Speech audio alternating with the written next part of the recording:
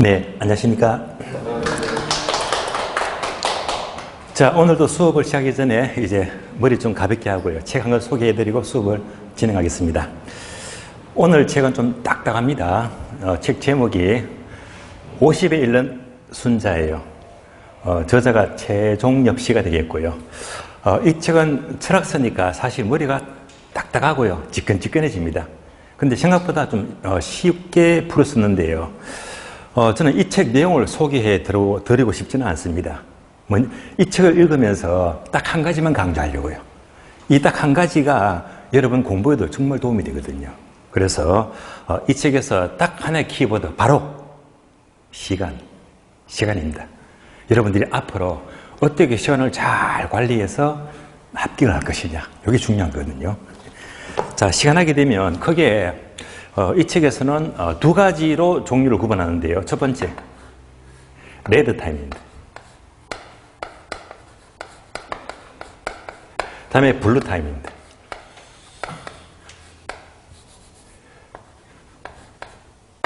레드 타임과 블루 타임. 혹시 여러분들 레드 오션, 블루 오션 들어보셨죠? 레드 오션은 경쟁이 치열하잖아요. 피 튀기는 시장입니다. 반면에 블루 오션은요, 경쟁이 치열하지 않은 새로운 시장을 가리키잖아요. 시간도 마찬가지입니다. 아주 치열하다, 레드 타임. 그렇지가 않은 새로운 흐름이 바로 블루 타임인데요. 예를 들면 만약에 어떤 사람이 직장을 근무합니다. 자, 만약 직장만 근무한다면 레드 타임입니다. 자, 볼까요? 하루 종일 직장 근무하고 집에 와서 밥 먹고 누워서 TV 보고 모바일 보고 저 시간은 막 그렇게 어설프게 보내잖아요. 직장밖에 없습니다. 발전 없어요. 이것이 바로 레드 타임입니다. 반면에 블루 타임은요, 직장을 다니면서 동시에 자기 개발합니다.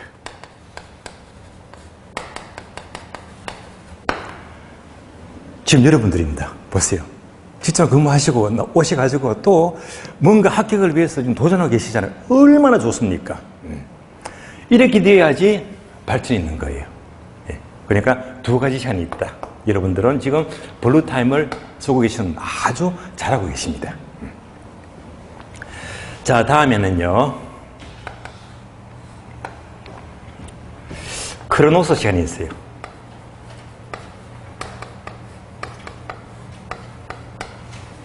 다음에 카이로스 시간이 있어요. 카이로스. 자, 시간의 종류가 크로노스와 카이로스 두 가지가 있는데요. 그러면 첫 번째 크로노스 시간은 바로 물리적 시간.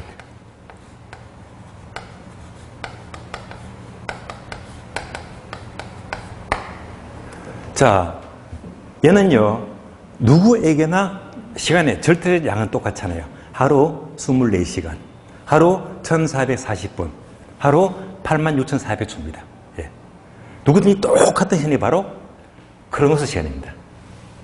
그러면 카이로스 시간, 얘가 중요합니다. 카이로스. 예. 요거 강조하려고요. 얘는 바로 의미 있는 시간입니다.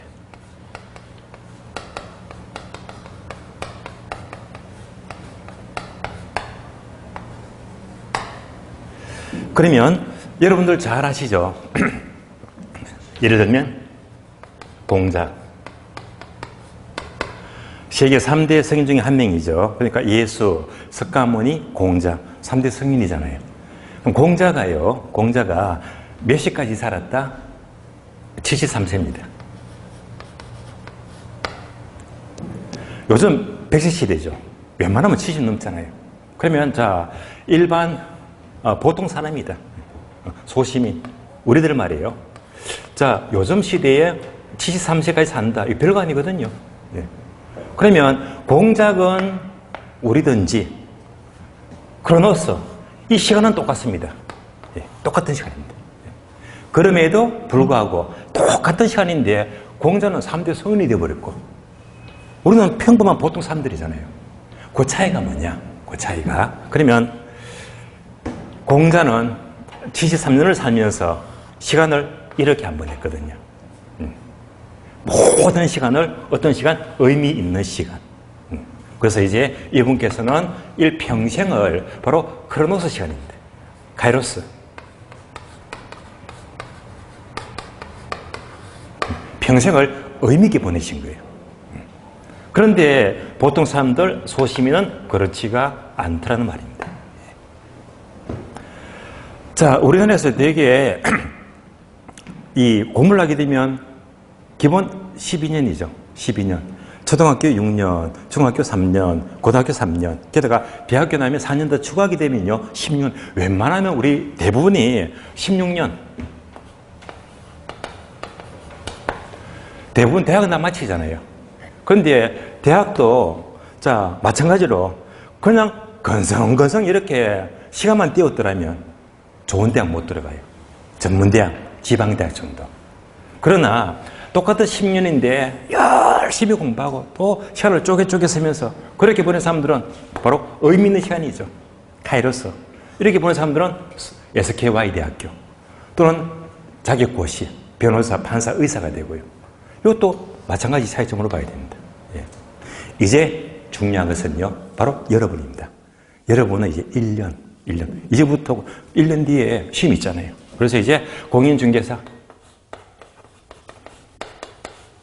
이제 1년입니다. 내년 10월 26일 거예요. 시험을 치게 되면 거의 1년 남았잖아요. 1년 동안 어떻게 보내야지 합격하고 그렇지 않으면 떨어지느냐.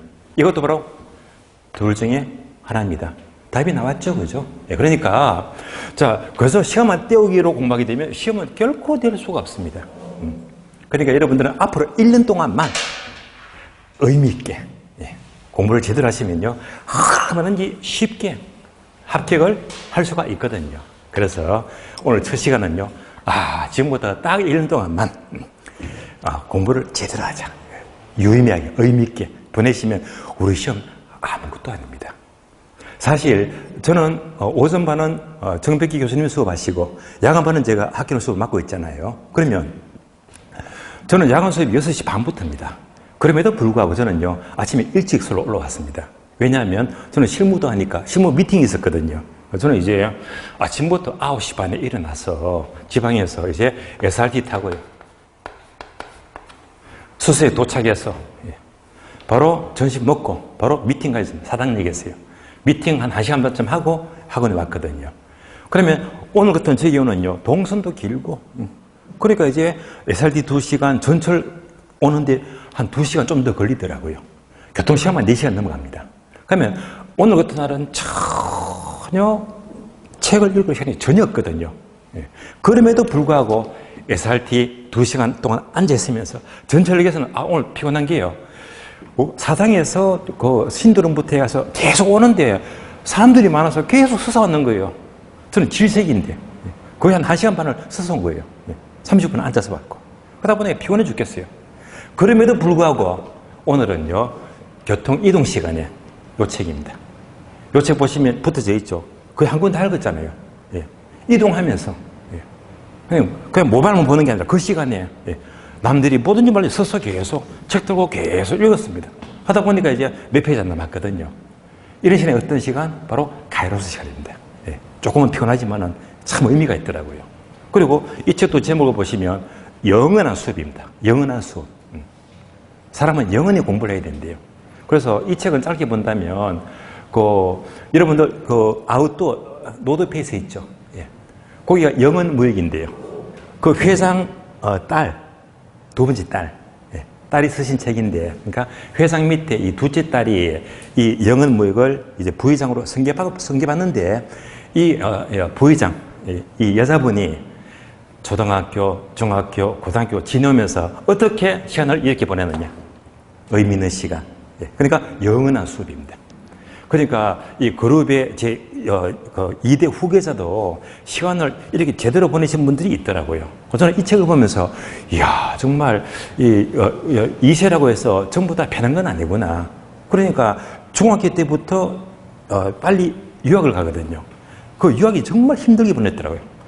중학교, 고등학교, 대학교, 또 회사 다니면서 아버지한테 받는 교육들이 전부 다 의미가 있어요. 이분도 참 시간을 카이로스적으로 보냈구나. 되시겠죠? 여러분들 이제 오늘 첫 시간은 어쨌건 시간을 의미 있게 보내자. 예. 그러면 합격은 문제가 없습니다. 이제 자신감 가지시고요. 자, 오늘 교재 보겠습니다. 감사합니다. 자, 오늘 교재는 수요와 공급을 계속 보겠는데요. 수요 공급 마치고 다음에 정책 입문 과정을 넘어갈 거예요. 그러면 자, 교재는 14페이지 보시면 14페이지 봅니다.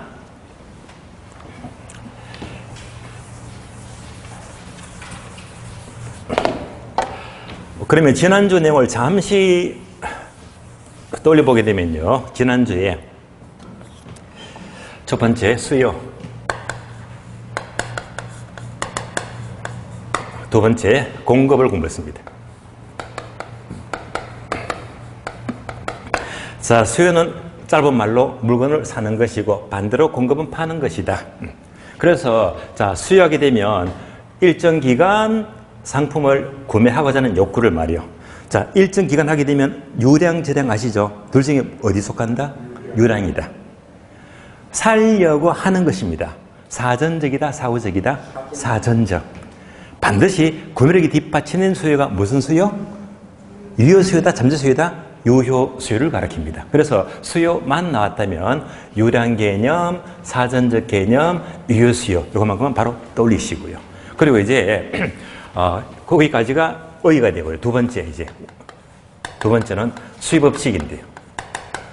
오늘은 수요 법칙과 공급 법칙을 봅니다.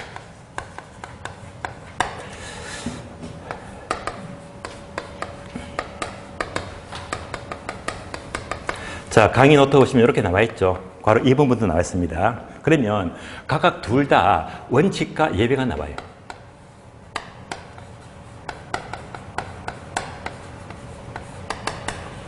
자, 공급도 마찬가지로 원칙과 예배가 있습니다.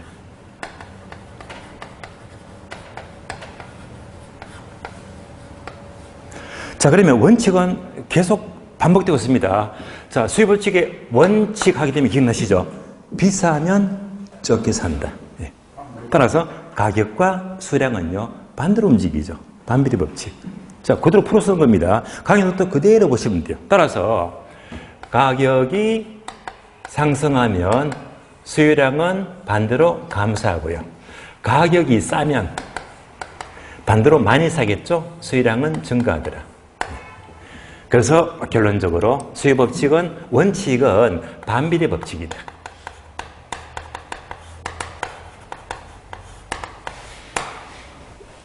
자, 그러면서 자, 화살표 되어 있죠. 화살표.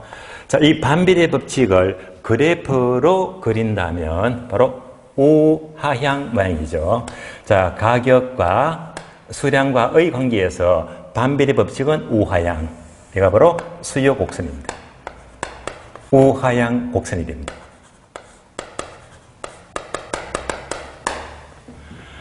따라서 수요 법칙은 반비례 법칙이고 무슨 모양? 우하향 모양이 됩니다. 그럼 예배. 자, 예배가 뭐냐? 예배는 반비례가 아닌 경우입니다. 반비례가 아니면 비례가 되겠지. 보세요. 비싸면 적게 산다고 했잖아요. 그럼 예배는 이럴 수 있겠네요. 가격이 비싸면 오히려 많이 산대요. 비례 법칙. 네. 이건 예배가 되거든요. 여기까지도 알자. 입문서에는요, 이런 예배가 나와 있지가 않거든요. 여기까지도 우리는 알아야 됩니다. 그래서, 자, 이런 경우가 우리 시험은요, 두 가지는 알고 지나가야 됩니다. 두 가지. 왜? 시험이 나왔거든요. 자, 그 중에 하나가 첫 번째, 가수요. 자, 가수에 적혀져 있죠. 두 번째가 베벌렌 효과다.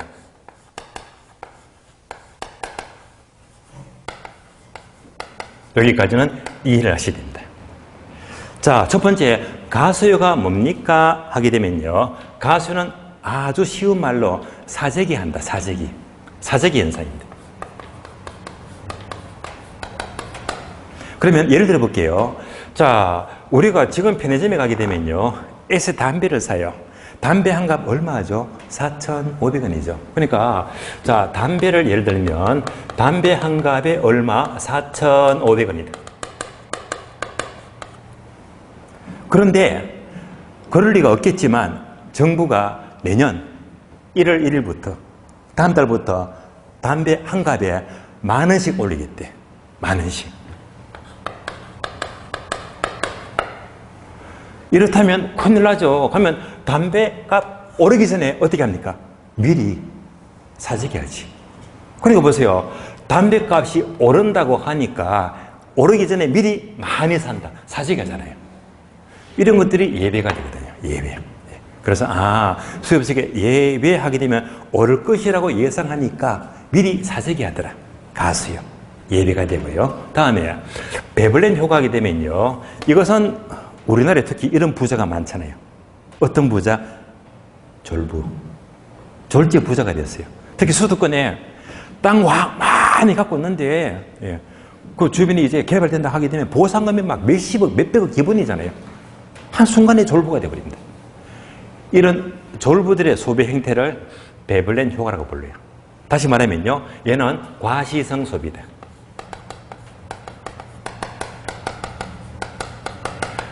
즉 과시성 소비란 부를 과시하기 위해서 비쌀수록 더 살려고 합니다. 그러니까 부자들은요. 자기 돈 가진 게 많으니까 옆집에서 에코스를 사요. 최고급 사잖아요. 그거 사면요. 옆집에서는 그 차 안 사. 쪽팔려가지고요. 뭘 삽니까? 벤츠를 사, 벤츠. 더 비싼 거. 벤츠를 사니까 또 그 옆집에서는 그거 안 사. 더 비싼 거 있죠? 포르쉐. 그러니까 뭐지? 비쌀수록 더 살려고 하더라. 이런 것도 수요업칙의 예배가 되는 거예요. 그래서, 베블렌 효과는 졸부들의 소비 행태인데, 다시 말하면 과시성 소비다. 그럼 얘는요, 영어 단어가 어렵다면, 되게 졸부들은요, 맨날 등 따시고 배부르잖아요. 등 따시고 배부르니까 배부른 효과. 그런 말이잖아요. 그래서 이런 것들이 수요벌칙의 예배가 된다라고 보시면 돼요. 이제 수요벌칙도 이렇게 원칙과 예배로 이해하시면 공부가 끝난 거고요. 다음에 공급법칙입니다. 공급은 파는 거라고 했죠. 일정 기간 상품을 판매하고자 하는 욕구를 가리킨다. 그러니까 일정 기간이기 때문에 유량이 되고 팔려고 하는 것이니까 사전적이 되고 그리고 유효 공급을 가리키겠는데요. 역시 원칙과 예배가 있다. 원칙과 예배. 그럼 이제 원칙은 방금 내용을 반복하는 겁니다. 아파트 가격이 오르면 아파트 많이 짓잖아요. 아파트 가격이 내리면 아파트를 적게 지을 거라. 아파트 가격이 내린다면 가격이 내리면 공급량을 줄인다. 그래서 가격과 공급량은 같이 움직이죠. 비례법칙.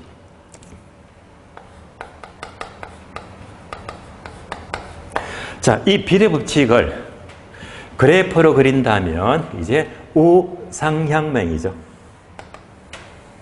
가격과 수량과의 관계에서 이렇게 우상향 이렇게 움직이더라. 우상향망이 됩니다. 따라서 공급법칙 하게 되면 바로 비례법칙이다. 그리고 우상향망이다 라고 떠올리시면 됩니다. 그럼 예배. 예배가 뭡니까? 예배는요. 예가 아닌 경우. 우상향. 예가 아닌 경우입니다. 그럼 어떤 게 있지? 대표적으로. 필기되어 있죠? 뭐지? 토지. 토지의 공급은 이게 아닙니다. 얘가 아니고요. 어떻게 되지? 괄호, 메모는 안 돼 있네. 여기다가 수직 적어주면 수직. 토지의 공급은 우상향이 아니고 수직이다. 수직이다. 그래프를 볼까요? 이런 그림. 가격과 수량과의 관계에서 수직 하게 되면 얘가 되겠네. 수직. 요거. 수직. 토지는 공급이 수직입니다. 이건 뭐냐면요. 잘 보세요. 얘가 수량이에요. 수량입니다. 수량은 이만큼 정해져 있고 더 이상 절대로 증가시킬 수가 없잖아요. 그러니까 양이 고정이 되어버렸지. 수량 고정. 그럼 여기다가 쉽게 여기다가 강남에 땅을 집어넣자. 강남 지역은 언제나 양이 한정이 되었고 절대로 땅은 증가 못 시키잖아요. 그러니까 뭐가 되겠지? 수직이 된다. 양을 절대로 증가 못 시키는 거예요. 그래서 토지는 땅을 만들 수가 없다. 절대 증가 못 시킨다. 소위 수직이 된다. 예. 그러면 일반적으로 공급법칙은 가격이 비쌀수록 공급을 증가시킬 수 있는데 토지는 절대로 증가 못 시킨다. 수직이다. 분명히 예외가 되고 있습니다. 자, 그러면 우리가 상식적으로 수직은 이제 뭘 말하죠? 절대로 공급 불변. 공급을 증가 못 시키잖아요. 그러면 이 수직이라는 것은 공급을 절대로 증가 못 시키는데 이 수직이 토지 말고 또 어떤 게 있을까요? 우리 주변에. 토지 주변에. 절대로 공급을 증가 못 시켜. 뭐냐면요. 바로 골동품이요. 골동품 아시죠? 골동품은 오래될수록 가격이 막 엄청 비싸잖아요. 그걸 만들 수가 없어. 만들면 짝퉁이야. 그러니까 골동품도 마찬가지로 공급은 절대 증가 못 시킨다. 수직이 되는 거예요. 공급법칙이 예외가 됩니다. 자, 따라서 이제 수요와 공급 법칙을 보시면서 어디까지? 각각 원칙과 예외, 원칙과 예외까지를 보았습니다. 자, 그럼 이제 수요와 공급은 기본 개념은 여기까지만 정리하고요. 그러면 이제 여러분들이 교재 14페이지 보시면 14페이지. 자, 균형 가격이 나옵니다. 균형 가격. 그래서 결국 균형 가격을 보겠는데요. 1번 수요, 2번 공급, 3번 균형 가격입니다. 균형 가격의 결정과 이동입니다.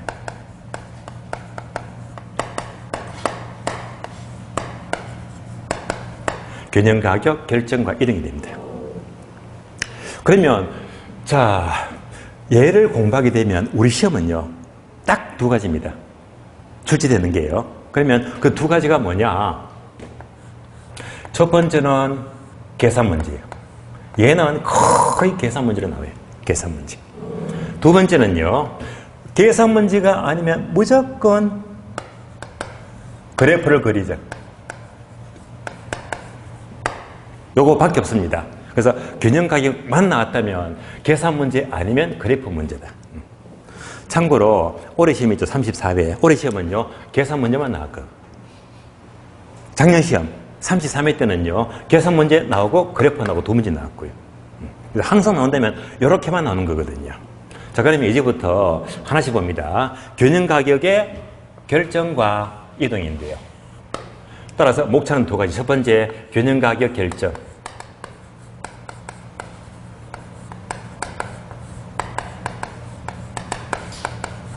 자, 여러분 강의 노트 보게 되면 괄호 1번 나와 있죠. 균형 가격 결정 나와 있고요. 또 내려가니까 괄호 2번 균형 가격의 이동입니다.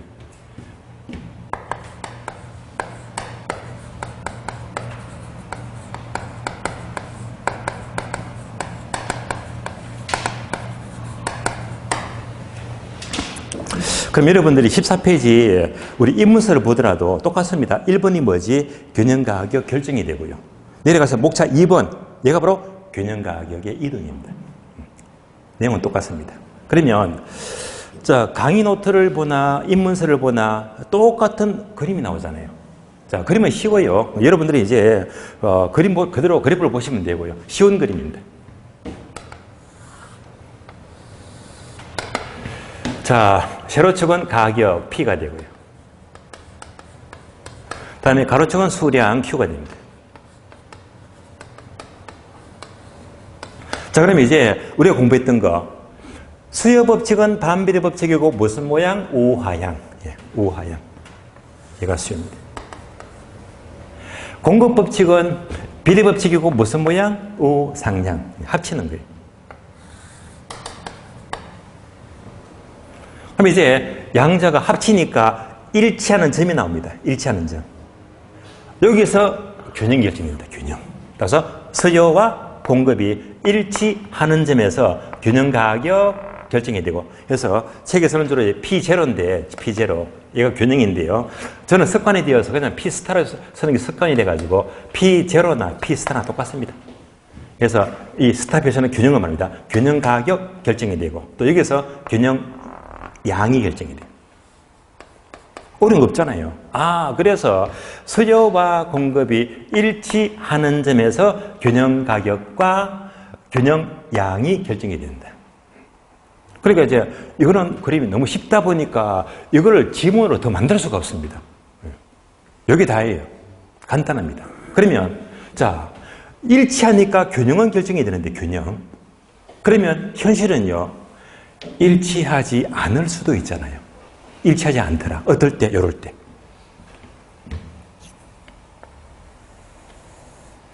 이거는 이제 일치하지가 않잖아요. 현실은. 그럼 이 파란 선이 뭘 말하느냐? 잘 보세요. 자, 얘가 수요 곡선이니까 요점이 뭐지? 수요. 수요는 요거밖에 안 돼요. 반면에 공급은요, 여기 있잖아. 그러면 그림으로 보게 되면 수요가 적고 공급이 되게 많네요. 일치하지가 않습니다. 그럼 이제 요 차이만큼, 빗금치만큼 뭐가 많다? 수요보다 공급이 많잖아요. 이것을 초과 공급 이렇게 볼래요. 초과 공급. 초과 공급. 우리 주변에 보게 되면 여러분들이 길을 걷다 보면 이런 거 많이 보시죠.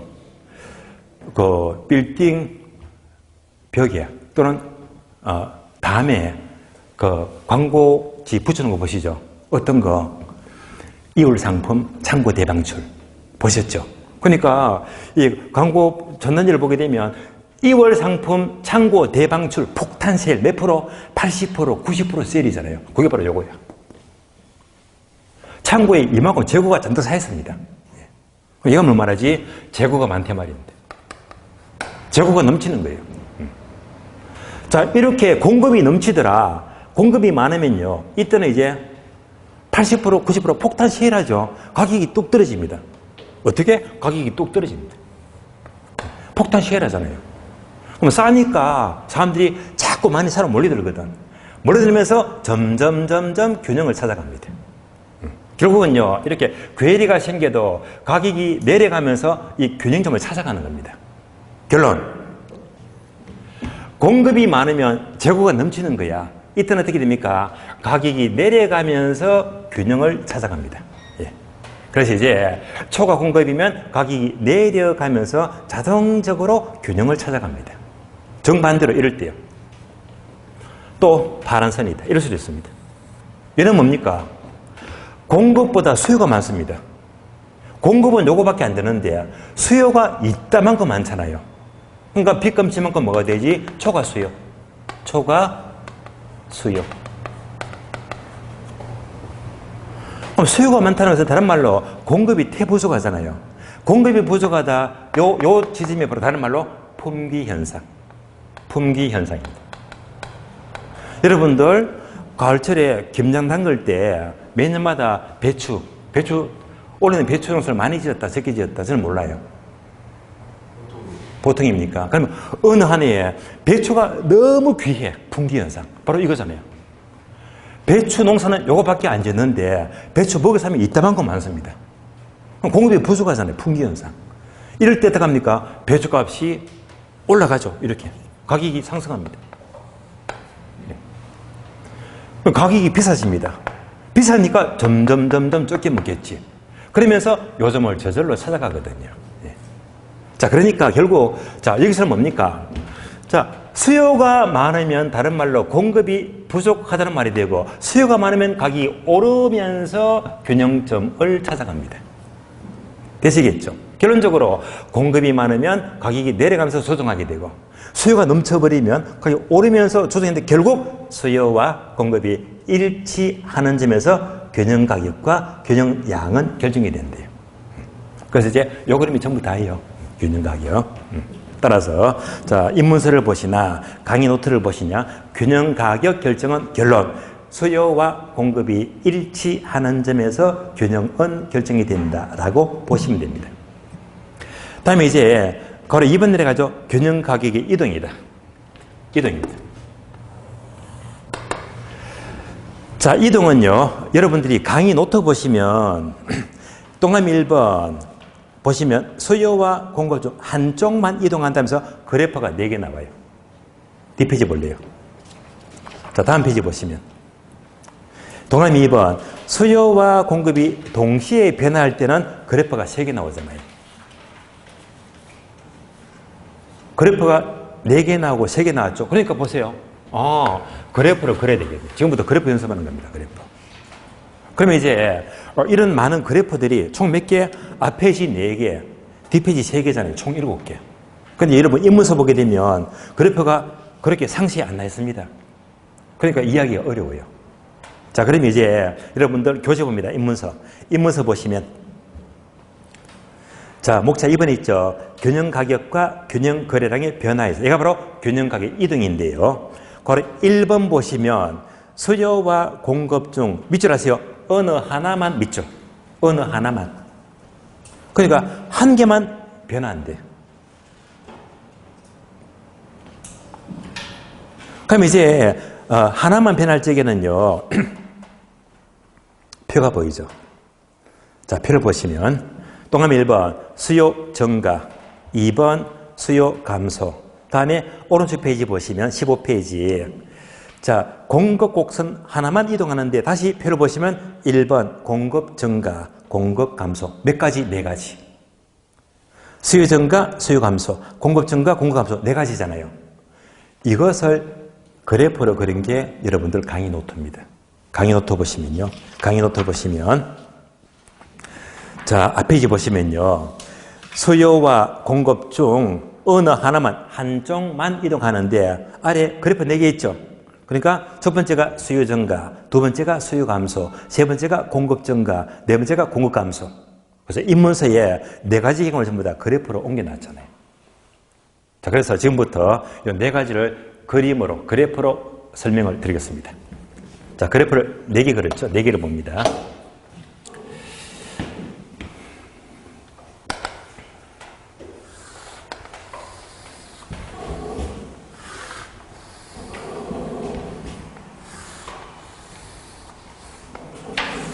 자, 이렇게 4개가 나옵니다. 자, 먼저 수요, 공급. 여러분들이 이제 그대로 강의 노트 보시면 돼요. 그림 다 그려져 있으니까요.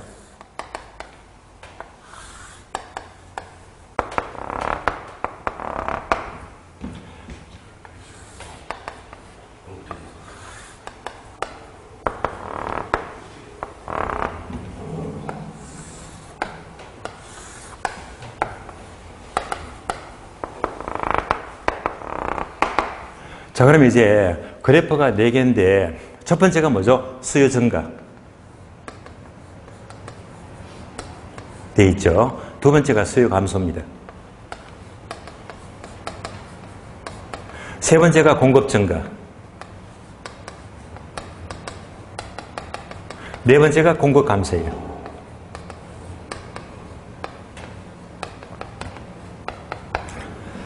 자, 그럼 이제 하나씩 보게 되면 수요와 공급이 일치하는 점에서 균형 가격 결정이 되고 균형 양이 결정이 되는데, 자, 이때 자, 수요 증가, 수요 하나만 증가합니다. 어느 하나만. 수요만 증가합니다. 수요만. 그러면 이제 얘가 수요 곡선이잖아요. 얘가 증가하게 되면 이렇게 많아지는 거지, 증가. 수요 증가하게 되면요, 이렇게 수요 곡선이 증가하더라. 이렇게만 그려주면 돼요. 얘가 바로 수요 증가입니다. 1번 수요 증가. 수요 증가입니다. 따라서 수요 증가하게 되면, 자, 그래프는 어떻게 움직이더라? 오른쪽으로 우측으로 이동한다. 모든 그래프는요, 우측 이동은 증가를 가리키고요. 거꾸로 좌측 이동은 감소를 가리킵니다. 그래서 똑같습니다. 우측 이동은 증가, 좌측 이동은 감소를 말합니다. 자, 이렇게 해서 수요가 증가하니까 이제 그 결과 균형점이 증가한 것만큼 원래 흰 점에서 이렇게 노란 점으로 바뀌었잖아요. 얘가 바로 균형 가격의 이동입니다. 그러니까 수요가 증가하니까 균형점이 원래 흰 점에서 노란 점으로 이동했더라. 이를 가리킵니다. 그럼 이동한 결과 원래하고 비교하니까 이제 한눈에 비교되죠. 이동점을 비교했더니 이렇게. 가격은요, 원래보다 높아졌지. P1만큼 가격은 상승했고요. 다음에 양을 비교하니까 원래보다 양도 많아졌죠. 양도 증가하더라. Q1만큼 양도 증가했다. 자, 그래서 수요가 증가하면 원래보다 가격은 상승하고 양도 증가한다. 예. 어려운 그림 아니에요. 자, 이 그림 보시면서 현실하고 연결하자. 그러면 현실적으로 수요가 증가한다는 것은 가장 쉬운 예로 요거예요. 인구가 증가한대요. 어느 지역에 인구가 증가하면 얘가 이렇게 증가하는 거잖아요. 인구 증가. 대표적인 예가 바로 세종시. 세종시입니다. 세종시. 자, 세종시가요, 올해하고 5년 전 인구를 비교하자. 올해하고 5년 전. 그러면 5년 전에 세종시 인구는 얼마? 32만 명쯤 됐거든요. 그런데 올해 2023년 올해 인구는요 39만 명이 넘어갑니다. 몇만 명? 39만 명입니다. 5년 동안에 7만 명 증가했잖아요. 그러니까 얘가 뭡니까? 인구 증가, 수요 증가. 그래서 다른 모든 거 무시하고요. 어느 지역이 인구가 증가한다면 당연히 부동산 가격은 상승하고 그만큼 뭐 거래량도 증가하고요. 이걸 알 수 있잖아요. 자, 여기까지 보시면 돼요. 다음에 두 번째, 수요 감소. 수요 감소는요, 수요 곡선이 감소한다면요, 바로 왼쪽이죠. 감소. 좌측 이동 감소가 됩니다. 얘가 2번. 따라서 수요 감소하게 되면 바로 좌측 이동, 왼쪽, 좌측 이동을 가리킵니다. 우측은 무조건 증가, 좌측은 무조건 감소예요. 자, 그러면요, 수요가 감소하니까 균형점은요, 원래 흰 점에서 균형점은 감소한 만큼 노란 점으로 이렇게 이동, 변화가 생겼다. 균형 가격의 이동입니다. 이동. 그럼 이제 여러분 강요터는 노란선에다 점선을 처리되어 있거든요. 그래프 그대로 보시면 돼요. 그 결과 원래점과 비교하니까 원래보다 가격은 내려갔지. 가격은 하락합니다. 또 원래점과 비교하니까 원래보다 양도 감소가 되었죠. 양도 감소가 되었다. 따라서 수요가 감소하면 가격은 하락하고 양도 감소하고요. 그럼 여기다가 똑같이 뭘 집어넣자? 인구를 집어넣자. 인구가 감소한대. 인구 감소를 말합니다. 만약 어느 지역에 인구가 줄어든대요. 예를 들면 거제도. 자, 거제시가 대표적으로 인구가 계속 줄어들고 있거든요. 예. 그래서 거제시가요, 5년 전만 하더라도 인구가 한 27만 명 정도? 27만 명. 근데 현재, 5년 뒤 현재는요, 약 23만 명입니다. 5년 동안 인구가 4만 명 줄었습니다. 인구가 감소했잖아요. 그래서 다른 모든 걸 무시하고 인구가 감소한다. 수요만 감소하면요, 그만큼 가격은 하락하고 거래량도 줄어들고요. 이 점을 아셨습니다. 자, 그래서 이제 한눈에 비게 됩니다. 아, 증가는 우측 이동, 감소는 좌측 이동. 그러니까 하나만 움직이면요, 이거는 아주 쉬운 그래프입니다. 다음에 이제 공급 넘어가죠. 공급.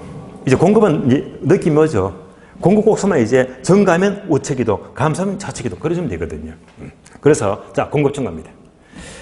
공급 곡선이 있는데 공급이 증가하면 우측 이동. 요거 공급 증가입니다. 공급 증가 3번. 자, 공급이 증가하니까 균형점은 흰 점에서 노란 점으로 이동합니다. 그럼 이제 원래점과 비교해 볼까요? 원래점과 비교하니까 원래보다 가격은 하락했죠. 피온 만큼 가격은 하락했고요. 원래보다 양은 많아졌네. 양은 많아졌다. 자, 그래서 이제 공급이 증가하면 우측 이동. 그 결과 가격은 내려가고 양은 증가하고. 그럼 이제 현실적으로 이런 예가 어떤 예가 있습니까? 예를 들어 볼까요? 여기다가 배추를 집어넣어요. 배추. 어느 한 해에 배추 농사를 너무 많이 지어서 배추가 넘치잖아요. 그러니까 배추 농사를 이따만큼 많이 지으니까 당연히 뭐 배추량은 늘어났지. 배추가 넘쳐나면요, 배추가 폭락하잖아요. 뚝 떨어집니다. 그래서 공급이 넘치면 그만큼 양은 늘어나고 가격은 내려가더라. 이렇게 보시면 돼요. 다음에 네 번째. 공급이 감소하는데요. 공급. 감소니까 뭐지? 좌측이동. 공급 감소.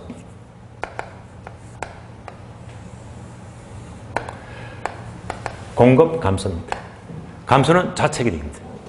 그러니까 균형점은요. 흰 점에서 노란 점으로 이동합니다. 이렇게 이동합니다. 균형 가격의 이동입니다. 그 결과 원래점과 비교하니까 원래보다 가격은 상승했습니다. P1만큼 상승하고요. 원래보다 양은 적어졌죠.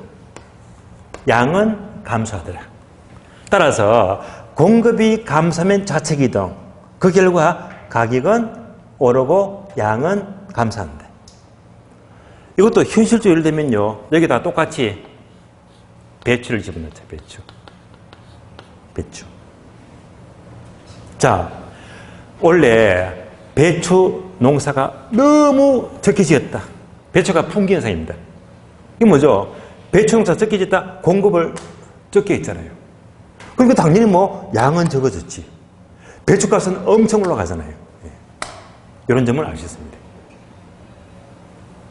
따라서 자 이렇게 하나만 움직입니다. 수요만 증가, 수요만 감소, 공급만 증가, 공급만 감소. 어느 하나만 이동하는 겁니다.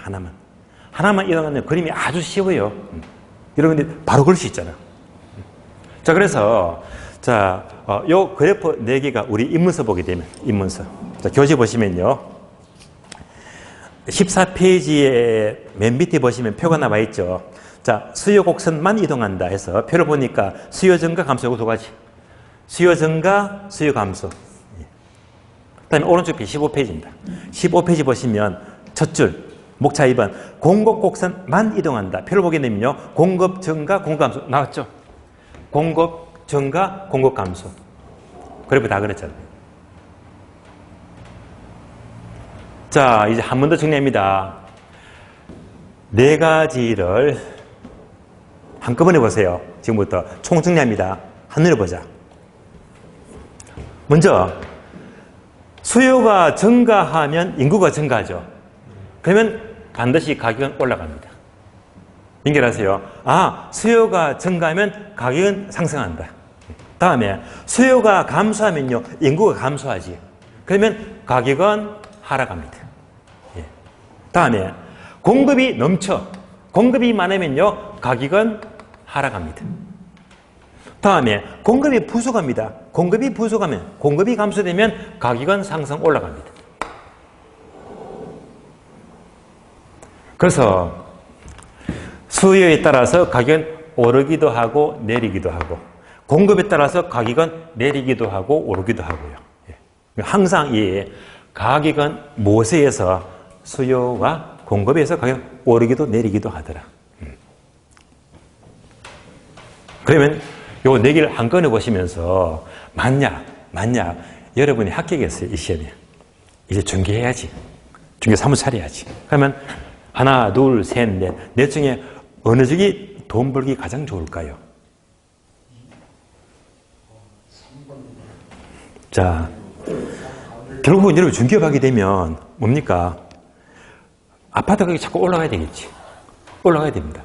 그러면서 거래량도 많아져야 됩니다. 그건 뭐지? 이런 식이지. 하나만 놓고 본다면. 여러분이 중개업을 하게 되면 내가 사는 동네에서 무조건 고집할 게 아니라 항상 이런 지역을 찾아가야 됩니다.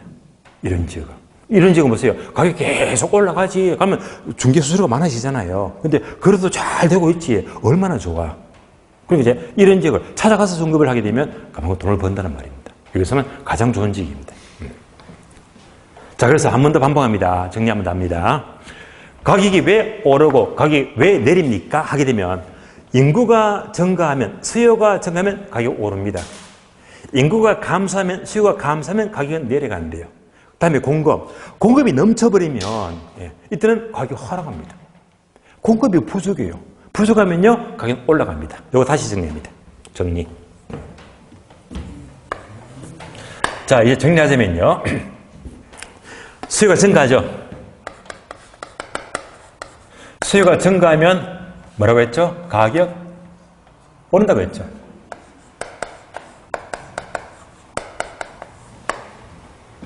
다음에 수요 감소. 수요가 감소하면 가격은 내린다고 했잖아요.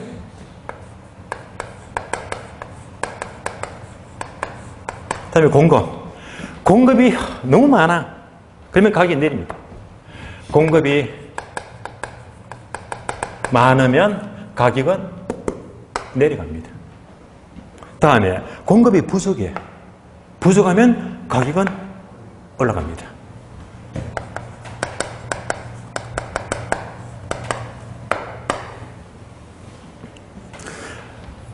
얘를 항상 염두에 두세요. 여러분이 이걸 보시면서 이제 현실과 연결하자. 이거는요, 현실의 경제를 피해갈 수가 없습니다. 만약 정부가 금융을 조절합니다. 자, 그러면 이제 현재 정부가 대출을 막 풀어줘, 그냥. LTV고 DTI고 마음대로 막 풀어주는 거예요. 완화시켜준대요. 이제 이 금융 규제를 막 풀어주게 되면 수요가 증가합니까? 감소합니까? 예, 증가하지, 결국. 자, 대출 완화.